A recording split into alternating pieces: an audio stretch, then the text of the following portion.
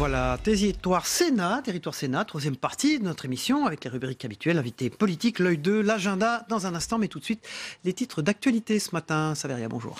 Bonjour, une quasi-nuit blanche pour les députés en urgence. L'Assemblée a adopté cette nuit le projet de loi sur les mesures en faveur du pouvoir d'achat par 153 voix pour, 9 contre. Aujourd'hui, c'est au tour du Sénat. On s'attend à un vote conforme de la Haute Assemblée. C'est en tout cas le souhait de Gérard Larcher, le président du Sénat. Les premières sorties de l'exécutif après la crise des Gilets jaunes, après Emmanuel Macron à Soissons hier. C'est au tour d'Édouard Philippe de se déplacer aujourd'hui dans le cadre de la préparation du grand débat national. Le Premier ministre va se rendre en Haute-Vienne. Il va rencontrer une délégation de Gilets jaunes. Dans ce climat, les parlementaires sont donc prêts de voter au pas de charge les projets de loi. Urgence, encombrement, le calendrier est serré. Ça ne plaît pas à tout le monde. On en parle avec notre chroniqueur Quentin Calmet. 13 heures de débat et une quasi-nuit blanche pour les députés. L'Assemblée nationale a donné son feu vert dans la nuit aux mesures d'urgence du gouvernement pour répondre à la crise des Gilets jaunes. Les débats ont été vifs, vous allez le voir. Jean-Luc Mélenchon a notamment promis au gouvernement un Noël au rond-point. Marie Brémaud. Je suis garant du droit, des parlementaires et en particulier de ceux de l'opposition. Soyez certains que j'en serai toujours le gardien sourcilleux dans le strict respect de la Constitution. Le président de l'Assemblée nationale a souhaité dès le départ apaiser le débat à venir, car la majorité et l'exécutif voulaient à tout prix éviter que cette discussion ne se transforme en bilan des 18 derniers mois ou en tribune anti-Macron, peine perdue. À chaque loi, il s'est agi d'agrandir l'espace du marché et d'affaiblir la puissance publique par laquelle s'affirme l'intérêt général. À chaque loi, il s'est agi de déréglementer, de détricoter, d'abaisser les droits et les protections. C'est cela la logique de fond. Dans l'hémicycle, la gauche se fait l'écho des gilets jaunes, du peuple qui souffre. Les voix s'échauffent de plus en plus fort. Il faut que le travail paie. Telle est votre petite turlutaine pour défendre votre plan en faveur du pouvoir d'achat. Mais pour que le travail paie, il faut augmenter les salaires. Les salaires. Les salaires! Vous pensez qu'avec 4 mesures et un grand débat, vous allez régler un problème de cette dimension, de cette importance sur lequel c'est déjà brisé l'autorité la plus importante, la parole la plus conséquente dans le système de la Ve République, qui est la parole du président de la République. Si la droite soutient dans l'ensemble les 4 articles de ce projet de loi mesures d'urgence économique et sociale, elle regrette de ne pas avoir été entendue plus tôt. Depuis 18 mois, vous ne nous avez pas entendus sur un certain nombre de sujets. Quand nous vous avons alerté sur la trajectoire carbone qui était insoutenable, c'était le mot que nous employions, sur l'augmentation de la CSG, beaucoup d'alertes à plusieurs reprises. Avec une procédure législative réduite à 3 jours, bon nombre de députés regrettent sur les bancs de l'Assemblée que le Parlement se retrouve réduit à une chambre d'enregistrement. Voilà, et dans l'actualité, c'est au tour du Sénat d'examiner le projet de loi sur les mesures en faveur du pouvoir d'achat. On s'attend à un vote conforme de la Haute Assemblée. C'est en tout cas le souhait de Gérard Larcher, le président du Sénat. Les socialistes, eux, ont fait le choix de s'abstenir. Les détails avec Jérôme Rabier. Aucun suspense en vue, le Sénat votera le projet de loi sur les mesures d'urgence. Bien qu'ultra minoritaire, La République En Marche recevra dans la Chambre haute le soutien de la majorité sénatoriale. Pour les Républicains, même si la réponse aux Gilets jaunes est insuffisante, l'urgence impose de voter ce texte. Nous le voterons encore une fois par esprit de responsabilité, mais il faudrait beaucoup plus au départ. À l'origine du mouvement des Gilets jaunes, c'est le ras-le-bol fiscal. Or là, on fait un chèque, finalement, sans provision, d'à peu près 10 milliards. Et on sait bien que la dépense publique d'aujourd'hui, c'est l'impôt, la taxe pour demain. Même esprit de responsabilité invoqué chez les centristes qui y voient une mesure d'apaisement et de retour à l'ordre républicain. Je pense qu'il faut serrer les coudes et pour préserver les valeurs de la République, éviter que la loi se fasse sur les ronds-points ou au bord des routes, je crois que c'est le principal. Côté socialiste, où un vote a eu lieu pour arrêter la position du groupe, on s'abstiendra. Pour eux, il aurait fallu s'attaquer au CICE ou rétablir l'ISF, mais il était impossible de s'opposer au texte. Nous ne pouvons pas être contre des mesures qui vont améliorer le pouvoir d'achat des personnes qui travaillent, le pouvoir d'achat des retraités, mais nous ne pouvons pas non plus cautionner la position du gouvernement, qui est une position prise en catastrophe et qui ne correspond pas aux lignes politiques qui sont les nôtres. Même dilemme chez les communistes qui s'abstiendront eux aussi. Un vote qui est donc acquis, ce qui n'empêchera pas les oppositions de préciser lors des débats leurs désaccords, qui ne manqueront pas de ressurgir lorsqu'il s'agira de trouver les économies à réaliser pour compenser ces mesures d'urgence. Voilà, place maintenant à la deuxième interview politique de notre émission. Dans un instant, le face-à-face.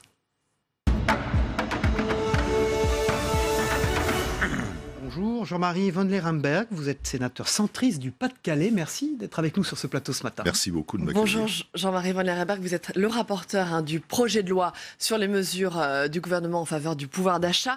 13 heures de débat, 300 amendements, ça c'est pour l'Assemblée. Est-ce que vous vous attendez au même rapport de force au Sénat tout à l'heure ? Non, je crois qu'on vient de l'entendre, tous les groupes se sentent en responsabilité de conclure favorablement cet épisode quand même marquant de notre histoire et de notre histoire parlementaire aujourd'hui. Je crois que ici au Sénat, chacun a pris la mesure de sa responsabilité. Il faut conclure rapidement. Et je crois que le plus simple, c'est de voter effectivement un conforme. Voilà, alors Gérard Larcher, le président du Sénat, appelle à un vote conforme, la droite sénatoriale également. Donc vous allez le voter, le groupe centriste ? Oui, le groupe centriste va voter conforme. Le groupe LR l'a dit aussi par la bouche de son président, Bruno Retailleau. Et on vient d'entendre effectivement les socialistes, le socialiste Yves Daudigny, les communistes. Tout le monde s'achemine vers ce vote. Je crois qu'il n'y aura pas d'incident. Tout le monde pourra s'exprimer, dire clairement ce qu'il pense. C'est vrai que c'est un peu précipité. Nous n'avons pas pu justement débattre complètement. Il y avait peut-être des solutions effectivement alternatives à ce qui est proposé par le gouvernement.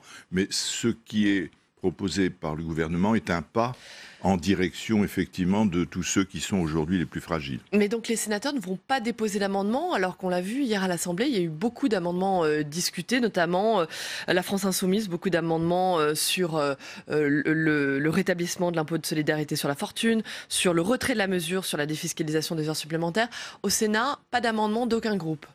Si, il y aura des amendements, je pense, notamment du groupe communiste. En tous les cas, c'est ce qu'ils ont annoncé. Nous les examinerons cet après-midi. Il faut bien avouer que nous n'avons pas beaucoup de temps, puisque la commission va se réunir à 11h et que nous examinerons ensuite les amendements pour qu'à 16h, nous puissions débattre en séance. Mais le délai pour les amendements, c'est 16h. Donc il faudra forcément aussi une suspension de séance pour pouvoir l'examiner en commission. Bon, je crois que tout ça est un peu rapide, mais c'est pour montrer aussi que le Parlement, face à la nécessité, est capable de travailler rapidement. Pourquoi ?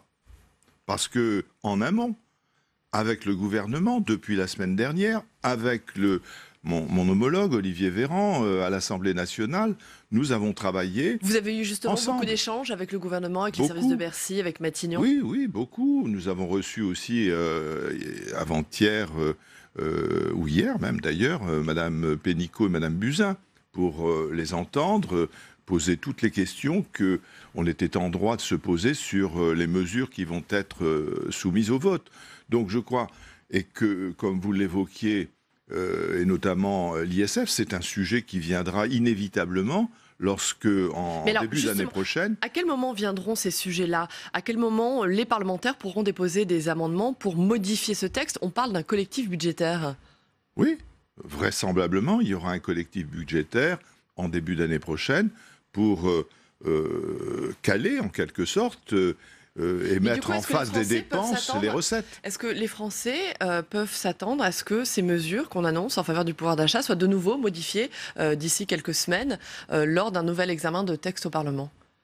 Je ne crois pas qu'elles seraient modifiées. Pourquoi ? Je ne vois pas l'intérêt.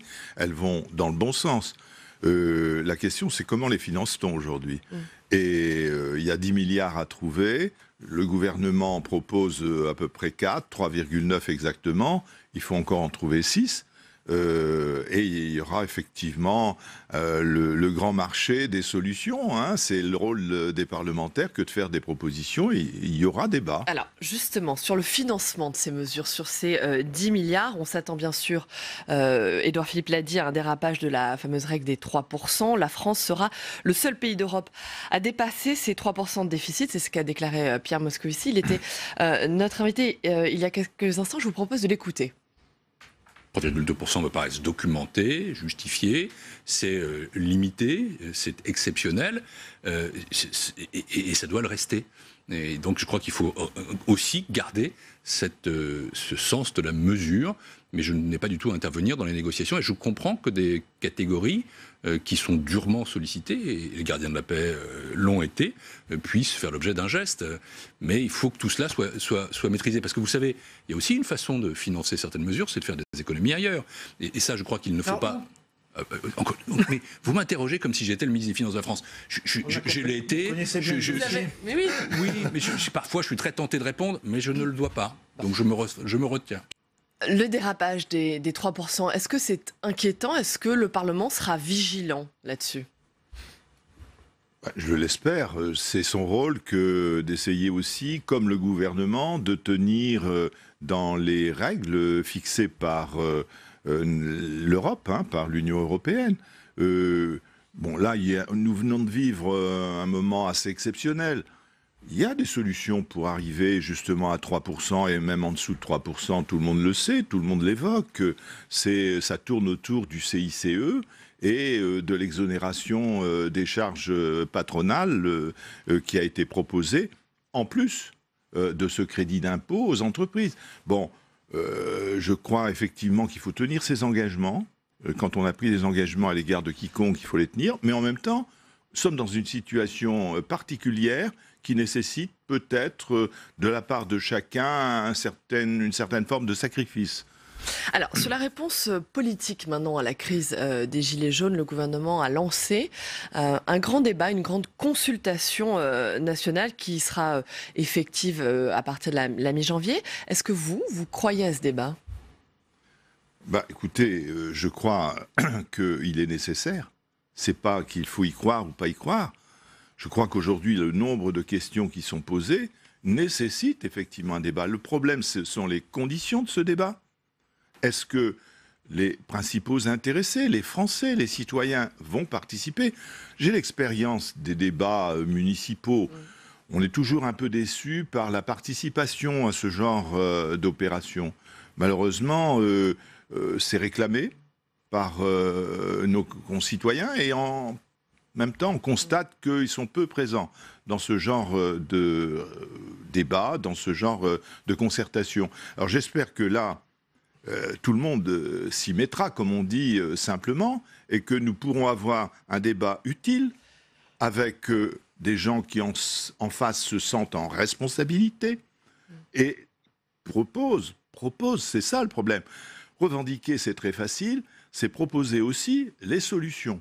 Et je crois que le débat, c'est l'occasion de mettre en face des dirigeants, des responsables, et puis ceux qui, effectivement, ensuite supportent les décisions de ces responsables. Les maires, les élus locaux sont en première ligne, justement, dans l'organisation de ce débat.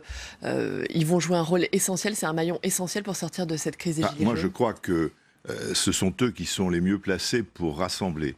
Ce sont les maires, tout le monde le sait, qui sont les plus aimés, les plus appréciés de la part de nos concitoyens parce qu'ils sont proches, parce qu'effectivement ils sont au service directement. Donc je crois qu'ils peuvent jouer un rôle essentiel. Je ne comprendrai pas que ces débats aient lieu dans les préfectures ou les sous-préfectures. Ce serait trop, disons, l'impression serait donnée que tout est déjà joué d'avance. Alors que dans les mairies, on peut effectivement débattre, le pour, le contre aura droit de citer, et le vrai problème, c'est comment on va rassembler tout ça. Et que va-t-il en sortir ? Quelle va être la grille de lecture ? Et que va-t-il en sortir ? Que va-t-il en sortir ? Et je crains que si ça n'est pas bien organisé, il n'en sorte rien, ou en tous les cas de la confusion. Et il ne faut pas ajouter de la confusion à la confusion. Une dernière question très rapidement sur le RIC, le référendum d'initiative citoyenne. Il est plébiscité par les Français, on le voit dans les sondages d'opinion. Est-ce que ça vous inquiète ? Pas du tout. C'est dans la Constitution d'ailleurs, l'article 11 prévoit. Pas la même chose. C'est pas tout à fait la même chose. Un référendum d'initiative partagée mis en place sous Nicolas Sarkozy qui n'a jamais été utilisé. Oui, parce que les conditions peut-être sont un petit peu drastiques. 1/5 des parlementaires qui doivent signer, 1/10 des électeurs, c'est peut-être beaucoup. Mais donc il faut assouplir ces conditions. Je crois qu'il faut peut-être assouplir ces conditions, mais il me paraît quand même essentiel que la représentation nationale soit associée. On va débattre de quoi ? On peut toujours être d'accord sur, évidemment, l'ISF. Moi, personnellement, ça ne me choque pas, effectivement, de revenir sur cette abrogation d'ISF. Mais on fait quoi ? Pourquoi ? Dans quel sens ? La vraie question... Jean-Marie Vanlerenberghe, vous voteriez pour le rétablissement de l'impôt de solidarité sur la fortune ? Je me suis abstenu quand la question est venue au Sénat, il y a peu de temps, à la demande du groupe socialiste. Et donc maintenant, vous voteriez ? Nous avons, avec le MoDem, toujours tenu la même ligne. L'ISF, nous étions pour son maintien, sauf sur l'impôt sur les biens productifs, sur les placements en action. C'était une erreur de le supprimer ? Je le pense toujours, que c'était une erreur de le supprimer. Merci beaucoup. Le Brexit est dans toutes les têtes. On en a parlé avec Pierre Moscovici. Vous êtes concerné en premier lieu avec Calais. On est à 100 jours du divorce. L'économie calaisienne espère le retour de la vente de produits détaxés, le fameux duty free. Oui. Vous êtes favorable ? Oui, bien sûr. Si effectivement on rétablit les frontières et qu'il n'y a pas d'accord effectivement avec les Anglais, il faudra bien qu'il y ait du duty free. Rétablissement du duty free à Calais. C'était, je peux vous dire, pour ceux qui en bénéficiaient, des opérations commerciales assez favorables aux Calaisiens. Merci beaucoup Jean-Marie Vanlerenberghe, sénateur centriste du Pas-de-Calais, d'avoir été notre invité. On passe à l'agenda dans un instant.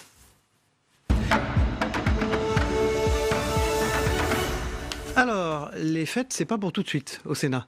Au Sénat, bien sûr, le grand temps fort de la journée dès 16h. Et vous pourrez le suivre, bien sûr, en direct sur notre antenne. C'est l'examen du projet de loi, les mesures d'urgence économique et sociale. Le grand temps fort à suivre au Sénat. L'examen du texte qui traduit les mesures annoncées par le gouvernement pour répondre à la crise des Gilets jaunes. Le texte a été voté, on l'a dit, cette nuit à l'Assemblée nationale. Aujourd'hui au Sénat, on s'attend à un vote conforme de la Haute Assemblée. La droite prévoit de voter le texte. Les socialistes vont s'abstenir. Voilà, c'est donc à suivre à 16h sur notre antenne. Absolument, en direct. Voilà, pour l'agenda, on passe maintenant à l'œil 2 dans un instant.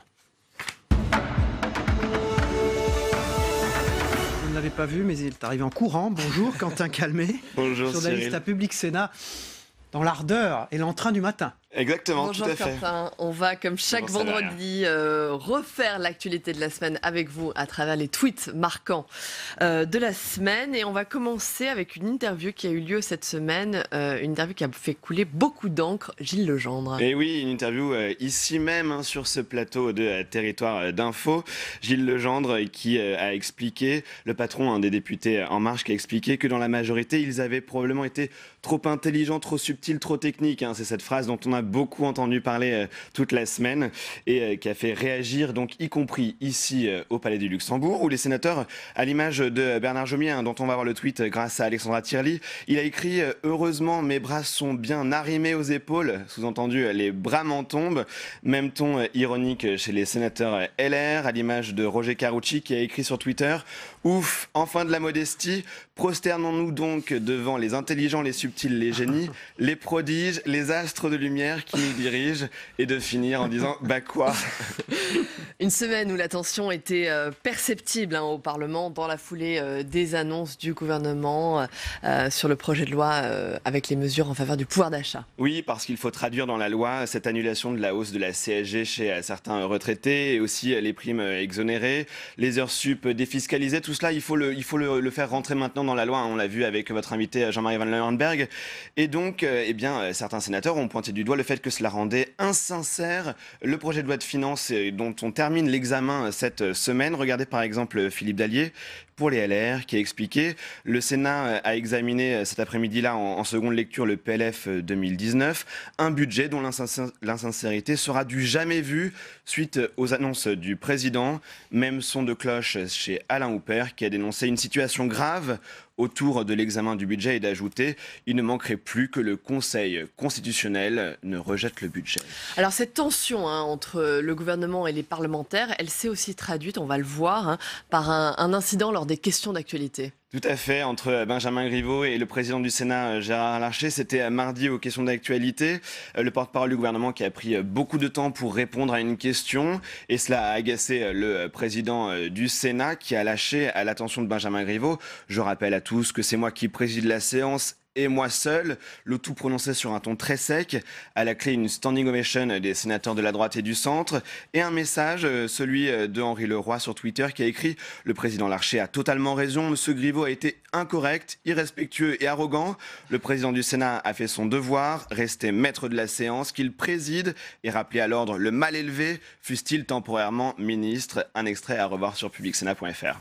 Et puis c'est également cette semaine au Sénat qu'a eu lieu une rencontre importante, on en a aussi beaucoup parlé, un petit déjeuner, une rencontre autour de Ségolène Royal. Voilà, et donc grâce à Twitter, on a pu voir des photos de cet événement qui était resté secret jusqu'à ce qu'il soit ensuite décrit par les invités qui y étaient. Mais donc Ségolène Royal, qui était d'ailleurs votre invitée il y a 3 semaines, voilà. Elle devient une habituée du Palais du Luxembourg. Elle a expliqué qu'elle était prête à prendre la seconde place dans une alliance avec les écologistes après Yannick Jadot. Et donc Jean-Pierre Sueur a tweeté une photo de Ségolène Royal, une initiative pour les élections européennes saluée par Marie-Pierre de la Gontrie qui a dit « Enfin une perspective constructive pour la gauche ». Pour l'heure, c'est une fin de non-recevoir qui a été adressée par Yannick Jadot. Affaire à suivre. On a vu les 2 tweets présentés par Alexandra Thierry là. Oui. Et on va terminer comme chaque semaine avec un tweet un peu plus léger. Voilà, puisque le week-end dernier, on a vu l'élection de Miss Tahiti au poste de Miss France 2019. Les sénateurs ont bien sûr félicité Waimala Chavez, comme Elisabeth Doineau qui a dit voilà, le charme de la Polynésie représentera la France pendant toute l'année. Une fierté partagée, vous vous en doutez, par les élus de la Polynésie française, à l'image de Lana Tetuani, la sénatrice centriste de Lille, qui a dit une grande fierté pour nous et notre Fénois, que du bonheur, bravo Miss Tahiti. Alors Fénois, on a vérifié, cela signifie territoire. Et donc cette question que je vous adresse, Saveria et Cyril, à quand une invitation à Miss France 2019, l'occasion peut-être de rebaptiser Territoire d'info, qu'on pourra rebaptiser le journal de Fénois au lieu de journal des territoires. Et nous avons la rubrique Une femme, un territoire. Voilà, et ben pourquoi pas l'occasion d'inviter Miss France. Merci Quentin, merci beaucoup. Voilà, merci beaucoup. Et Tahiti Nuit TV est partenaire de cette édition. Merci beaucoup Quentin. Je vous en prie. On passe à la revue de presse dans un instant.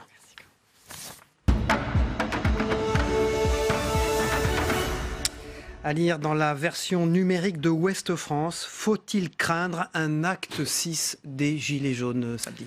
Quelle stratégie pour cet acte 6 ? Les leaders du mouvement entretiennent volontairement le flou quant au lieu du 6e mardi de contestation. Que préparent les Gilets jaunes ? La question préoccupe non seulement bien sûr les forces de l'ordre mais aussi les manifestants. Mais ces derniers apparaissent divisés sur la marche à suivre. Plus d'une 50aine de rassemblements ont été lancés sur Facebook. Donc certains appellent à manifester à Paris, sous l'Arc de Triomphe ou sous l'Arche de la Défense. Néanmoins, l'idée de rallier une nouvelle fois la capitale semble faire de moins en moins consensus parmi les Gilets jaunes, au profit de Versailles. Résultat, le domaine de Versailles sera fermé préventivement demain. Et à la une de l'Alsace, l'édition de Mulhouse, c'est le grand débat national ce matin. On en sait plus depuis hier sur ce grand débat national qui va commencer mi-janvier. Les débats auront lieu sur Internet, mais aussi près de chez vous. Pour Chantal Joanneau, qui est la présidente de la Commission nationale du débat public, le mot d'ordre sera la proximité avec l'échelon local. 4 grands thèmes: la transition écologique, la fiscalité, l'organisation de l'État et démocratie et citoyenneté. Voilà, il n'y a pas que le climat, c'est le climat social aussi qui se mêle des stations de sport d'hiver à la une du Dauphiné. Alors qu'on s'attendait à une saison exceptionnelle exceptionnelle. La crise des Gilets jaunes impacte la fréquentation des stations de sport d'hiver. Depuis plusieurs semaines, les réservations ont ralenti pour les vacances de février. L'enneigement, consolidé par les canons, a stimulé les réservations pour les fêtes.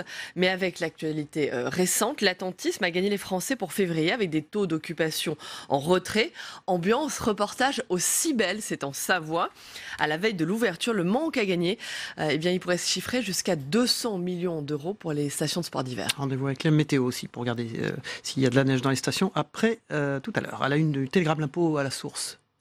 Les craintes dominent. L'entrée en vigueur du prélèvement à la source est prévue pour le 1er janvier. Les employeurs sont inquiets, notamment les PME qui appréhendent les difficultés. Les 3/4 des Français craignent aussi ce changement, bien sûr, sur leur fiche de paye. Inquiétude numéro 1, des erreurs dans le montant prélevé chaque mois. Voilà, on termine avec le business des chanteurs disparus dans Sud-Ouest. Voilà, Michael Jackson, Johnny Hallyday ou encore Claude François.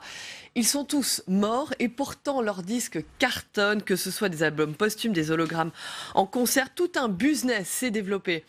Malgré la disparition de ces stars, par exemple, l'œuvre, la musique de Michael Jackson a généré plus de 2 milliards de dollars depuis son décès. C'est déjà autant que de son vivant. Idem pour Johnny Hallyday qui n'a jamais vendu autant de disques que depuis sa disparition, Cyril. Merci Saveria. Évidemment, on se retrouve tous en janvier, dernière matinale de la saison. Merci à tous. Albert Ripamonti qui dirige les rédactions, Michael Zamès, le rédacteur en chef, Alexandra Tirli, la chef d'édition, Noémie Metton, qui la coordonne cette émission. On vous souhaite tous, évidemment, de joyeuses fêtes de Noël. Très belle fête. Au revoir Saveria. Au revoir. On se retrouve en janvier. Au revoir à tous, merci. Dans un instant, la météo des territoires, puis le Zap Matin de Christophe Combarieux avec ce qui s'est passé également dans les autres matinales d'infos.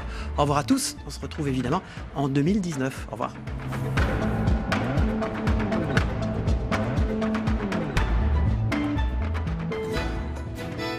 La météo vous est présentée par l'Assemblée des départements de France.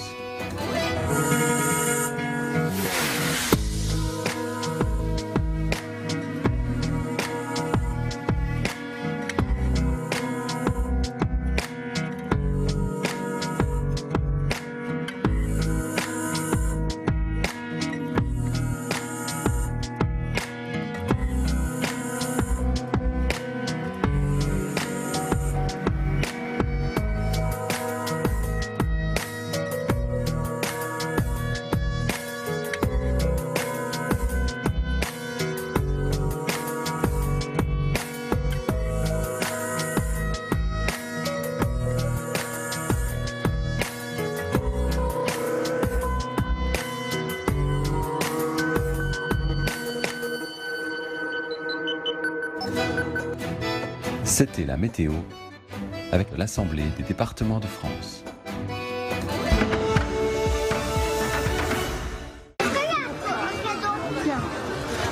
C'est un énorme cadeau. Il est déjà en train de négocier. Elle me l'a donné. Des cadeaux, monsieur le Président. De temps en temps. Pour arrêter la mobilisation des Gilets jaunes, Emmanuel Macron annonce lâche un peu de lest sur le pouvoir d'achat sans rien régler sur le fond et sans rien régler du problème de la fracture démocratique. Et pour les policiers, c'est exactement la même chose. Le gouvernement leur avait promis une prime de 300 €, mais ils ont obtenu plus. Une augmentation de salaire et de leur prime de risque, 120 à 150 € net par mois en plus d'ici 2020. Vous avez payé hier soir le salaire de la peur. Si vous croyez que l'ordre peut être maintenu autrement que par le consentement, c'est que vous vous trompez de régime ou que vous ne savez pas qu'ici c'est une république et pas une entreprise. C'est du Jean-Luc Mélenchon dans toute sa splendeur, c'est-à-dire effectivement des effets de tribune assez talentueux, je le reconnais volontiers, mais assez peu de mesures concrètes. Quel que soit ce que vous proposez aujourd'hui, votre débat, de notre point de vue, n'a aucune signification. C'est une manœuvre dont la seule volonté est de dire à ceux qui sont encore mobilisés, rentrez chez vous. À l'Assemblée nationale, il y a justement le projet de loi sur les mesures de l'urgence économique et sociale. On a les rangs très clairsemés de l'Assemblée. Oui, alors ça j'y reviendrai parce que j'apprécie assez peu aussi cette manière de faire de l'antiparlementarisme en permanence, sachant que cette semaine nous avons à peu près travaillé 24 heures sur 24. N'employez pas de grands mots comme ça. Ce projet est financé, je devrais plutôt dire pas financé, à hauteur de 30% par des hausses d'impôts sur les entreprises, nous verrons dans un texte futur, à 10% par des économies dont on ne connaît pas encore la nature, et à 60% par de la dette supplémentaire. Le signal est désastreux. Dans les déclarations d'Emmanuel Macron, dans ces mesures qui sont annoncées, il y avait beaucoup des propositions qui émanait des Républicains. Justement, pourquoi en revanche, il était impossible aussi de donner un blanc-seing à Emmanuel Macron. Pourquoi ? Parce que nous devons être extrêmement vigilants dans la mise en œuvre. Pour le moment où le président de la République a formulé les annonces, et cette nuit, donc à 4h40, comme vous l'avez dit, nous avons voté ce projet de loi à l'Assemblée nationale, il aura fallu seulement 10 jours pour que ce soit possible. Ce sera débattu et voté, je l'espère, au Sénat aujourd'hui. Donc ça va vraiment entrer dans le quotidien des Français dès le mois de janvier. L'essence, ça va être plus cher. Ouais. Tu sais que le Premier ministre, du coup, il a dit qu'il enlevait la taxe. En réalité, qui va payer au final ? Parce que les cadeaux de Noël d'Emmanuel Macron, s'ils deviennent des impôts demain, ça ne marchera pas. Donc là, l'essence, ça va baisser, tu peux être rassuré. Mais on ne peut pas régler tous les problèmes en une baguette magique. Il faut les régler les uns après les autres.